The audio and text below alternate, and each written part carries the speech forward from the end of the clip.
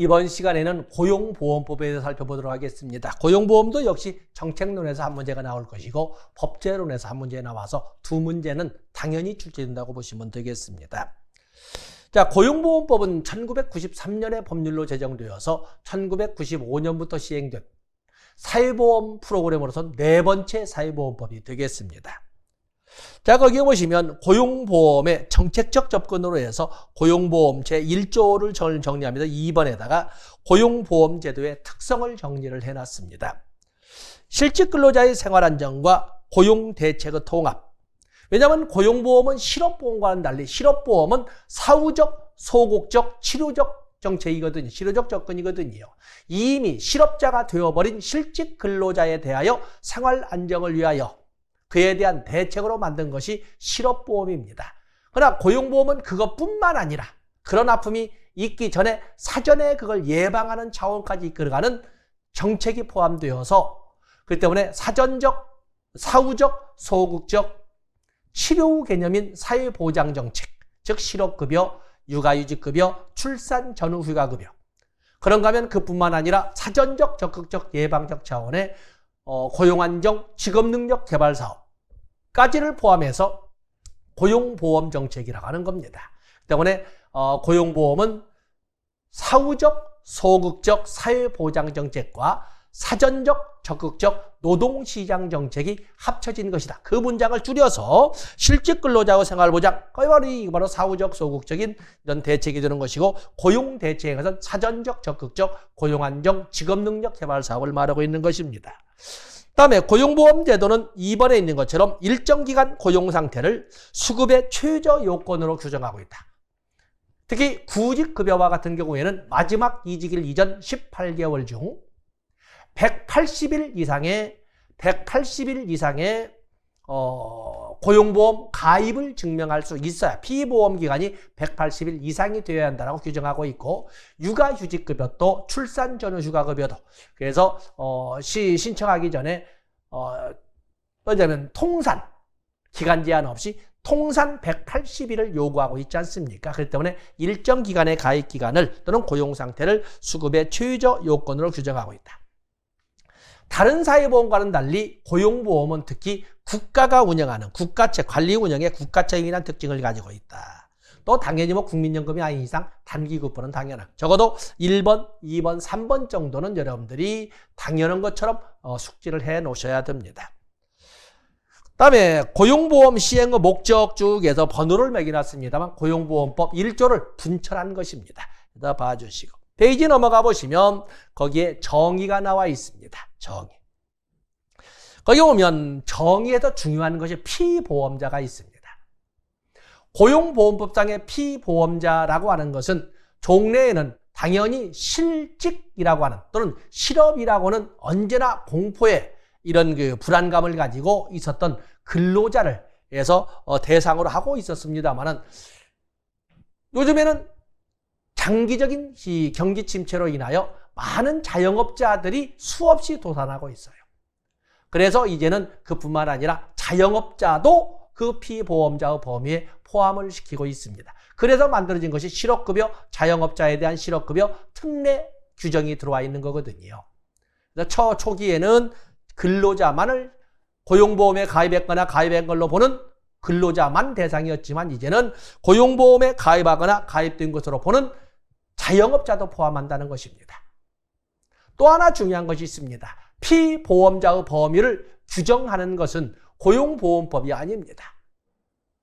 근로자든 자영업자든 간에 고용보험의 피보험자의 지위를 규정하고 있는 것은 거기 보면 보험료 징수법으로 규정하고 있다는 것입니다. 그러다 보면은 이제는 보험료 징수법의 이름을 바꾸어서 법령에서도 종래는 보험료 징수법 이렇게 있지만 이런 이름을 바꾸어서 고용산재 보험료 징수법, 고용산재란 말을 넣어서 고용산재 보험료 징수법에 따라 보험에 가입되거나 가입된 것으로 보는 근로자, 예술인, 노무제공자, 자영업자, 종래와는 바뀌어진 것이 예술인도 포함되었고 노무 제공자도 포함되었다는 사실입니다. 자, 여기는 좀 이따 다시 한번 노트 정리해 보기로 하고, 다음에 이직 이직이라고 단지 휴사를 그만둔 것을 이직이라고 하는데 그건 사실 행위에서 그런 것이고 지금 우리는 법률 행위를 배우고 있지 않습니까? 이직이라고 하는 것은 피보험자와 사업주 사이의 고용관계가 끝나게 된 것, 어떻게 법률상으로 끝나게 된 것을 이직이라고 하는 것입니다. 다음에 실업이란 말도 많은 사람들이 일자리가 없는 것이라고 하는데 그러지 않습니다. 우리가 법률적 관계에서 보통 올 때 우리가 15세 이상의 인구를 생산인구라 하고 생산인구는 경제활동인구와 비경제활동인구로 나누어 설명을 합니다. 경제활동인구란 기본 전제가 근로의 의사와 근로의 능력 두 가지 조건을 모두 갖춘 사람을 경제활동인구라고 합니다. 둘 중에 하나만이라도 구비되지 않으면 비경제활동인구라고 하는 것입니다. 전업주부로 집안 살림만 해왔던 어머니와 같은 경우에는 근로의 능력은 충분히 있어 왔었겠으나 근로라고 우리가 일반적으로 법률적으로 설명할 때는 노무를 제공한 대가로 보수를 받아 생활하는 사람을 근로자라고 합니다. 근데 어머니는 분명히 노무를 제공했으나 그로 인한 보수를 받지는 않습니다. 그러다 보니까 근로의 능력은 있으나 근로의 의사가 없었다. 돈 받으면서 일할 생각이 없었다 하기 때문에 어머니, 전업주부로서 어머니는 비경제활동 인구라고 하는 것입니다. 근로의 의사와 근로의 능력을 모두 갖춘 경제활동 인구에는 취업자와 실업자가 있습니다. 취업자라고 하는 것은 근로의 의사와 근로 능력을 가지고 있으면서 일자리도 있는 자라고 하는 것이고 일자리가 없는 자는 실업자라고 합니다. 취업자에는 임금 근로자와 비임금 근로자가 있는데 임금 근로자는 상용 근로자, 임시 근로자, 일용 근로자. 비임금 근로자에는 자영업자와 무임금 가족 종사자를 무임금 근로자라고 하는데 모두 취업자라고 합니다. 그에 비해서 실업자라고는 뭐였어요? 근로의 의사와 근로의 능력을 모두 가지고 있으나 일자리만 없는 자를 실업자라고 합니다. 때문에 실업이라고 하는 건 단순히 일자리가 없는 것을 실업이라고 하잖아요. 두 가지 조건을 갖추고 있으면서 일자리가 없는 것. 자, 거기 볼까요? 뭐라고 되어 있습니까? 근로의 의사와 능력이 있음에도 불구하고 취업하지 못한 상태에 있는 것. 일자리가 없는 상태인 것을 실업이라고 하는 것입니다. 또 하나 중요한 것은 실업의 인정입니다. 조금 전에 말씀드린 것처럼 일자리가 없는 것을 인정받는 것이 아니고 실업의 개념이 뭐예요? 근로의 의사와 근로의 능력이 있음에도 불구하고 일자리가 없는 것을 말하는데 그러면 실업의 인정을 받았다는 것은 뭘 인정받는 거야? 나는 의사도 있고 능력도 있고 단지 일자리가 없다는 것만을 가지고 인정을 받아야 되는 거예요. 당연히 일자리를 찾아다닌다는 것은 근로의 의사가 있다는 것을 증명하는 거거든요. 그래서 실업의 인정이라고 하는 것은 직업안정기관의 장으로부터 열심히 구직 노력을 하였다는 것을 다시 말해서 진짜로 말로만이 아니라 진짜로 일할 의사가 있다는 것을 인정받는 것을 실업의 인정이라고 합니다. 이 실업의 인정 아주 중요하지요. 왜냐하면 실업급여를 받을 수 있는 기본 전제 조건이 근로의 의사가 있다는 것을 인정을 받아야 되는 거거든요. 다시 말해서 실업의 인정을 받은 날에 대해서만 실업급여, 즉 구직급여가 제공되는 것입니다. 그래서 실업의 개념, 실업의 인정의 개념 꼭 가지고 가셔야 됩니다. 아까 취업자에는 일용근로자도 있었는데 고용계약이 30일 미만 또는 1월 1개월 미만인 자를 일용근로자라고 설명을 합니다. 그다음에 거기 보험의 관장, 또 고용보험 사업, 또 국고보담, 보험료가 쭉 나와 있는데 자 여기도 우리가 고용보험 정책을 분석하듯이 정리해보고 그리고 법조문으로 확인해 보도록 하겠습니다. 자, 고용보험 정책 분석이죠, 분석. 첫 번째, 누구를 대상으로 할 것인가 라고 하는데 누구를 대상으로 할 것인가. 당연히 여기는 근로자를 사용하는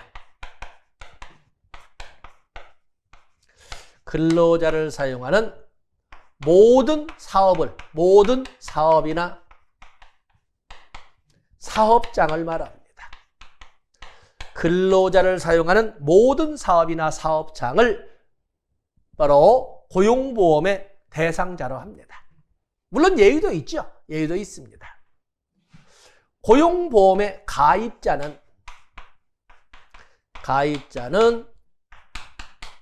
사업주와 당연히 근로자 모두를 말합니다.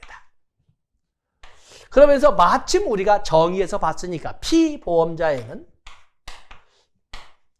피보험자에는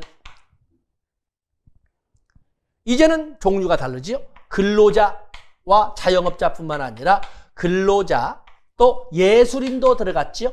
근로자, 예술인. 너무 밑에 내려가나요? 근로자, 예술인. 또 그러면 노무 제공자.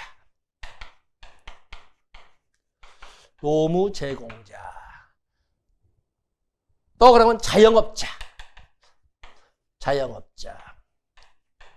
자, 이렇게 4개의 범위로 확대를 시키되 이에 대한 법적 근거를 어디서 만들었다? 이에 대한 법적 근거를 보험료 징수법. 이제는 법률 이름을 축약된 법률입니다. 고용보험 및 산재보험입니다. 고용산재 보험료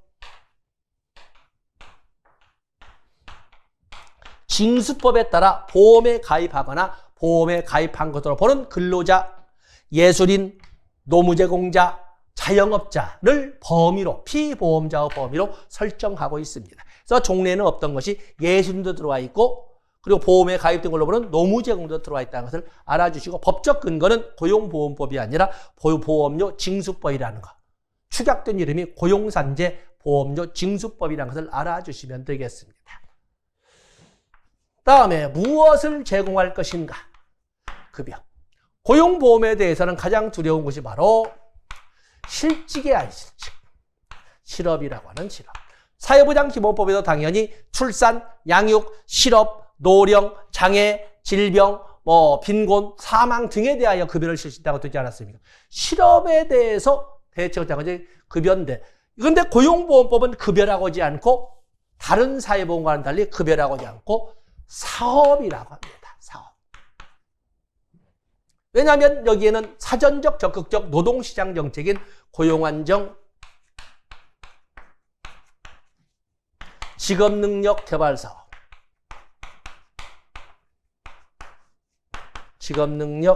사업이 있고 여기는 사전적 적극적 노동시장 정책 아니겠습니까?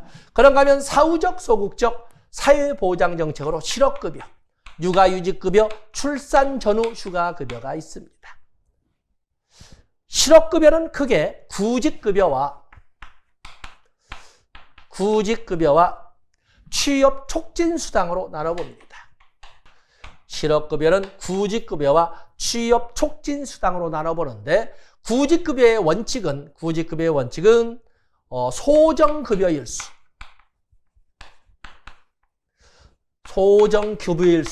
소정급여일수 120일에서 270일 사이 지급할 수 있는 소정급여일수만큼만 지급하는 것을 원칙으로 하지만 예외로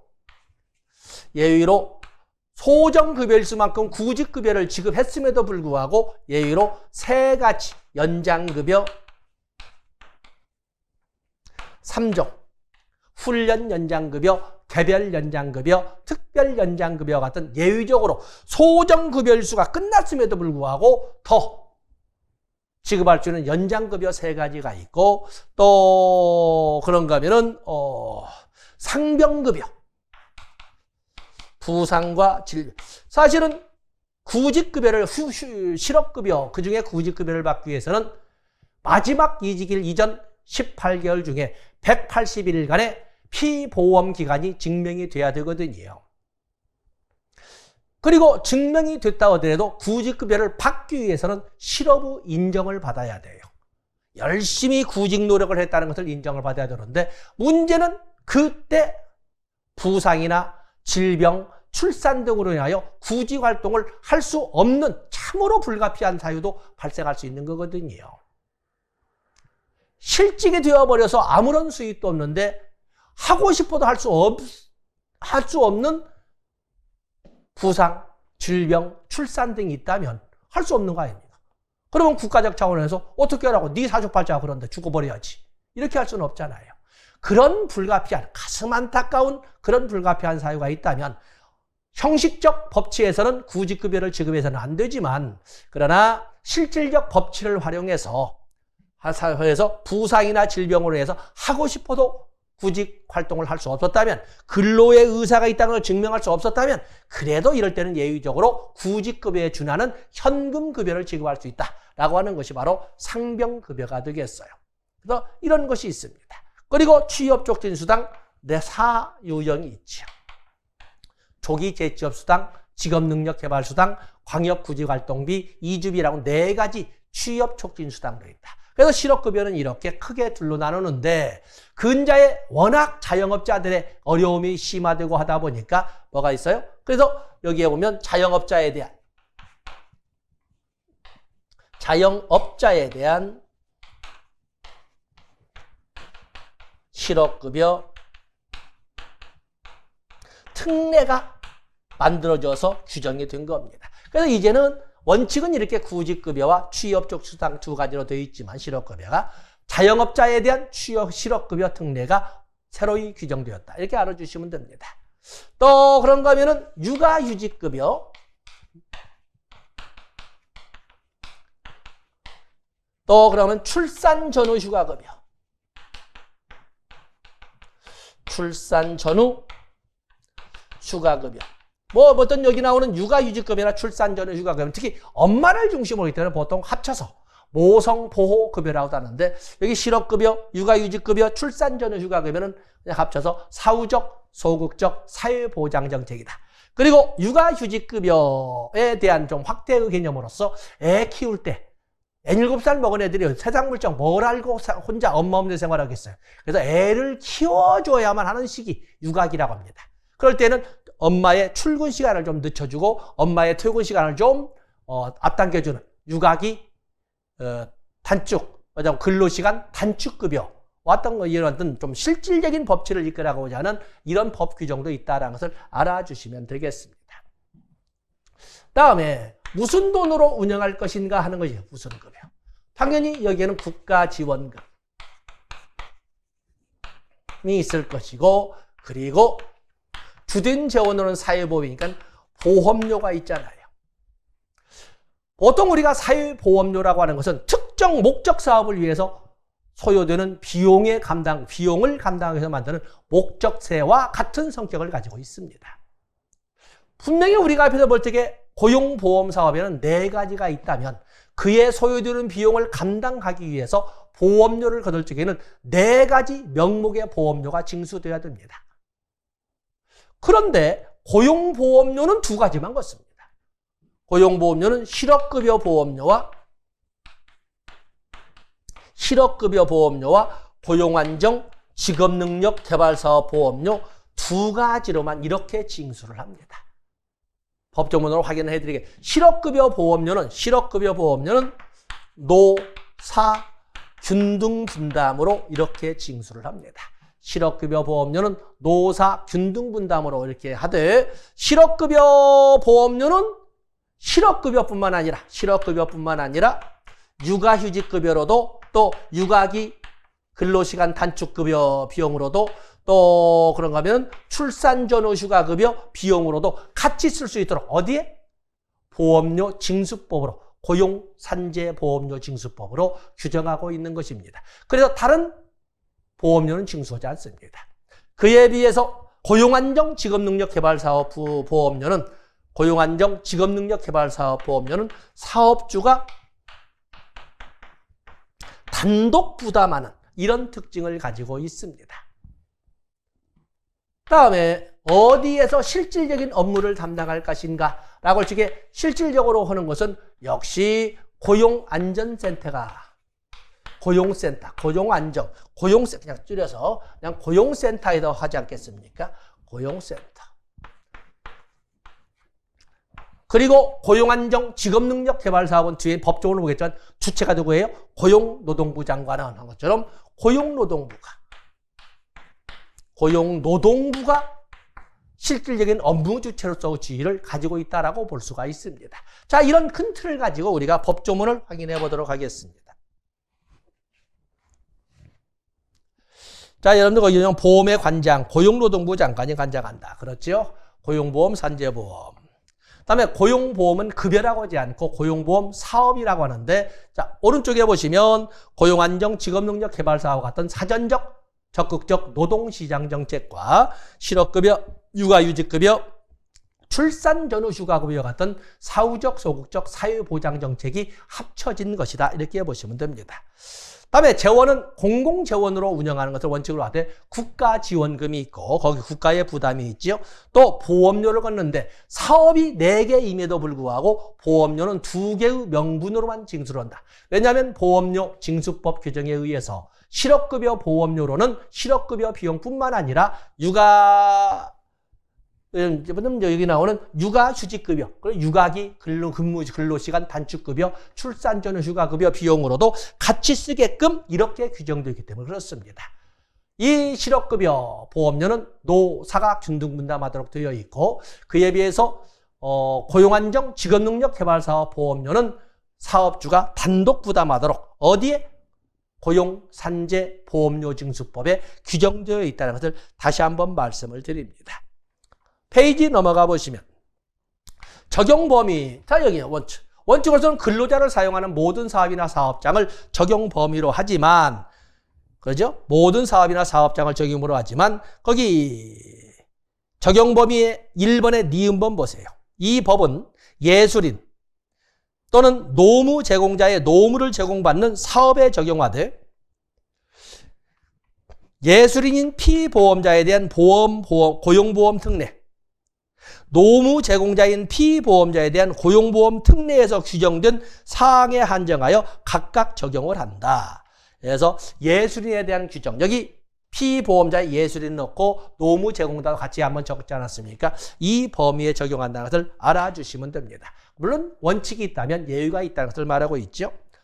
다음에 고용보험이나 산재보험은 보험료 징수 등에 관한 내용이나 또 보험관계의 성립소멸에 관한 내용은 본법인 고용보험법이나 산재보험법으로는 적용하지 않습니다.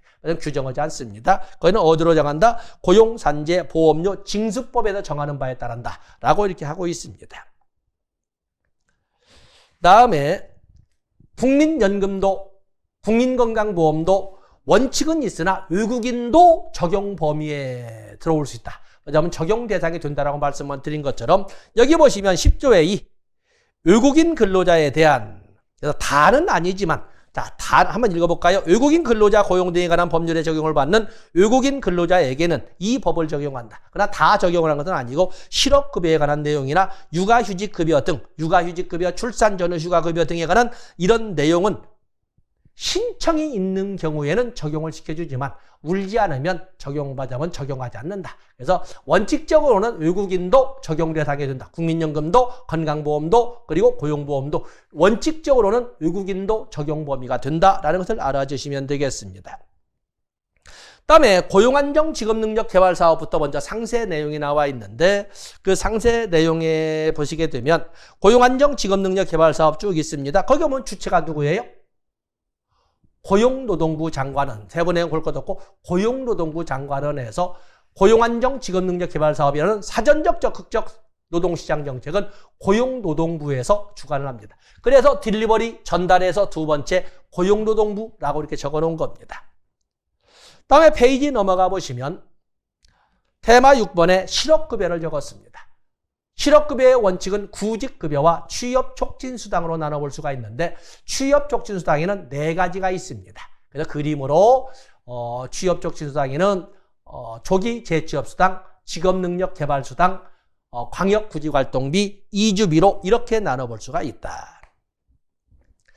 다음에 구직급여만 가지고 상세히 설명을 하고 있는데 아까 우리가 볼 때 고용보험의 특징은 일정 기간의 피보험기간을 또는 고용보험 상태를 법적으로 증명을 해야 수급자가 될 수 있다고 말씀을 드렸습니다.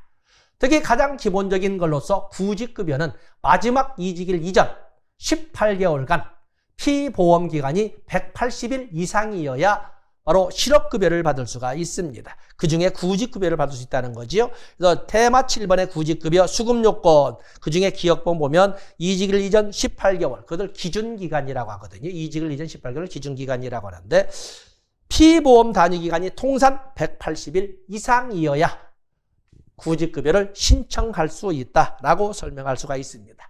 이때 말하는 피보험 단위기간이란 뭐냐면 제일 밑에 보시면 실질적으로 보수가 지급되는 또는 보수 지급의 기초가 된 날을 피보험 단위기간이라고 합니다.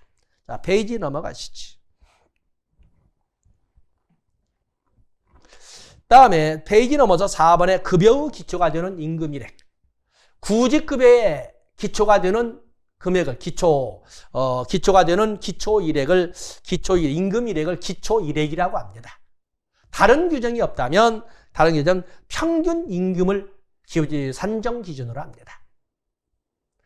국민연금을 할 때 국민연금은 현금급여로, 고용보험도 현금급여로 제공되지 않습니까? 국민연금의 보험료 산정기준이나 보험급여 산정기준은 기준소득원액이었어요.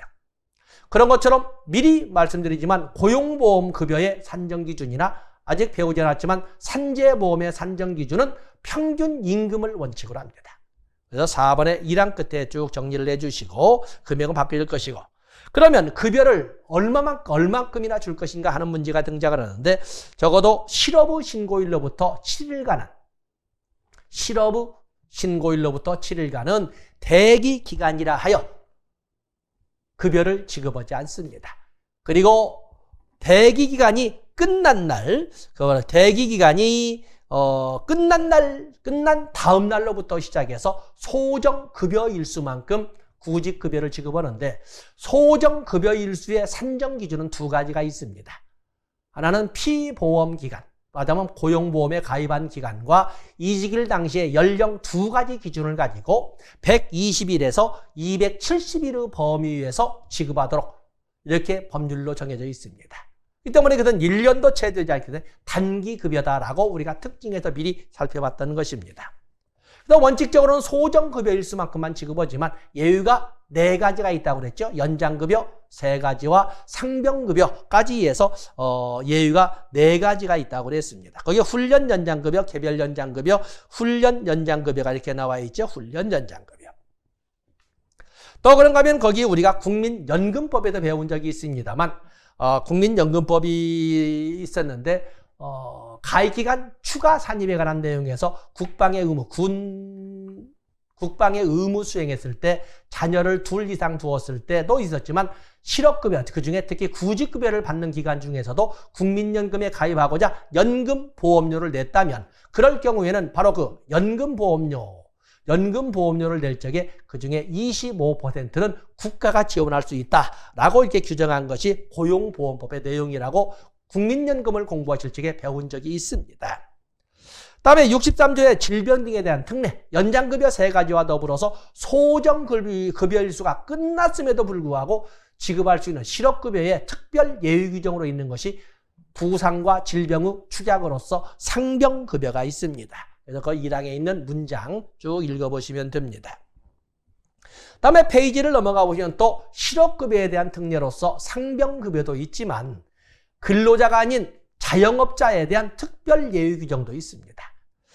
그래서 거기 보시면 자영업자인 피보험자의 실업급여의 종류는 근로자에 적용하는 실업급여의 종류, 구직급여와 취업적 수당으로 나눈다, 이런 그 규정을 다 적용을 한다. 그러나 자영업자에게 적용되는데도 한계가 있는데 자영업자에게는 적용되지 않는 것이 있다. 바로 3개의 연장급여는 자영업자에게는 적용되지 않는다. 또 하나는 취업촉진수당 4가지 중에 조기 재취업수당은 자영업자에게는 적용하지 않는다라는 것을 8번에 1번에서 이렇게 쭉 정리를 해놨습니다. 그 외에도 육아휴직급여, 다음 페이지로 넘어간 육아휴직급여, 또 다음 페이지로 가면은 2번에 육아기 근로시간 단축급여, 3번에 출산 전후 휴가급여 같은 이런 사후적, 소극적 이런 사회보장 정책도 이런 명목에 바로 여기 나와 있죠. 육아휴직급여 또는 이 여기에 포함되는 걸로써 육아기 근로시간 단축급여, 출산 전후 휴가급여, 이런 그 급여를 통해서도 사후적, 소극적인 사회보장을 병행하고 있다는 것을 알아주시면 되겠습니다.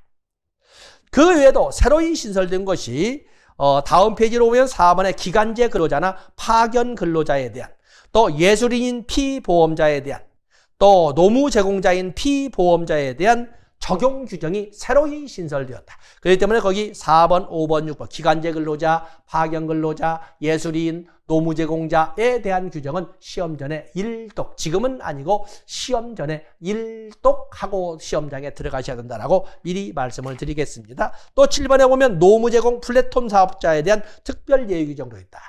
노무 제공 플랫폼 사업자에 대한 특별 예외 규정도 있다. 같이 보시면 됩니다. 페이지를 넘어가서 보시면 만약에 고용보험 사업을 이끌어감에 있어서 그 과정에서 이유가 있는 사람이라면 어떻게 하소연을 해야 되는가? 국민연금이나 건강보험이나 산재보험이나 이런 데는 모두 국민연금공단이 있고 건강보험공단이 있고 근로복지공단이 있고 그러는데 고용보험 사업은 이를 위탁받아 사업을 행하는 부서가 있지 않습니다. 그러면 고용보험 사업에 대하여 이유가 있다면 어떻게 하소연하고 어떻게 권리 구제를 받을 수 있겠는가 하는 문제가 등장하지 않겠습니까? 그래서 거기에 보시면은 테마 9번에 1번 심사와 재심사 이렇게 쭉 있습니다. 거기에 보면 셋째 줄 이유가 있는 자는 고용보험심사관에게 심사를 청구할 수 있고 그 심사 결정에 대해서도 이유가 있는 사람은 고용보험 심사위원회에 재심사를 청구할 수 있다. 그래서 이유가 있는 권리구제 또는 권익구제를 위하여 이유를 신청하는 절차에는 심사청구와 재심사 청구가 있다. 심사청구 어떤 공단이 아닙니다. 고용보험 심사관에게 심사청구를 하고 그 결정에도 불복을 할 경우에는 고용보험 심사위원회에 재심사 청구를 할 수가 있다라고 할 수가 있겠습니다. 그래서 거기 뭐 뒤에도 쭉 있지만 적어도 테마 9번에 1번의 1항은 꼭 보고 넘어가시면서 셋째 줄에 고용보험 심사관, 고용보험 심사위원회 이런 정도는 체크를 해 놓으셔야 되겠습니다. 자, 이런 정도에서 우리는 고용보험에 대해서 일별을 했다라고 할 수가 있겠습니다. 자, 이 시간 여기까지 하고 다음 시간에는 산재보험법에 대해서 살펴보도록 하겠습니다. 자, 이 시간 여기까지 하겠습니다. 고맙습니다.